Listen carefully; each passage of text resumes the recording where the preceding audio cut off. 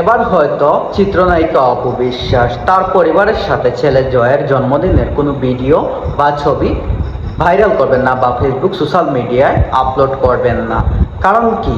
কারণ মেগাস্টার শাকিব খান তার ছেলের জন্মদিনে উপস্থিত নেই, কিন্তু শাকিব খানের দাদা দাদি ফুফা এবং তার চাচা সবাই উপস্থিত ছিলেন ছেলে জয়ের জন্মদিনে। এমনকি শাকিব খানের পরিবারে ছেলে জয়ের জন্মদিন পালন করা হয়নি।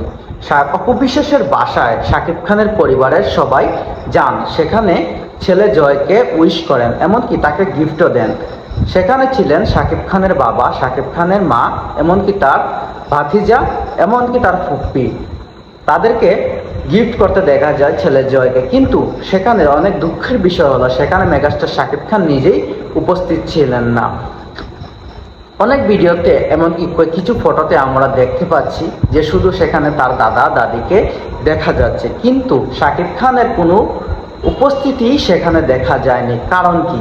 কারণ এটাও হতে পারে যে অপু বিশ্বাসের উপর অভিমান করে মেগাস্টার শাকিব খান হয়তো আর ছেলে জয়ের জন্মদিনে আসে নাই। কিন্তু অনেক দুঃখের বিষয় এটা, ছেলে megastar Shakib Khan soldier movie cinema নিয়ে ব্যস্ত থাকার কারণে ছেলে জয়ের জন্মদিনে সে আসতে পারেনি, এমন দাবি করছেন নেটিজেনরা।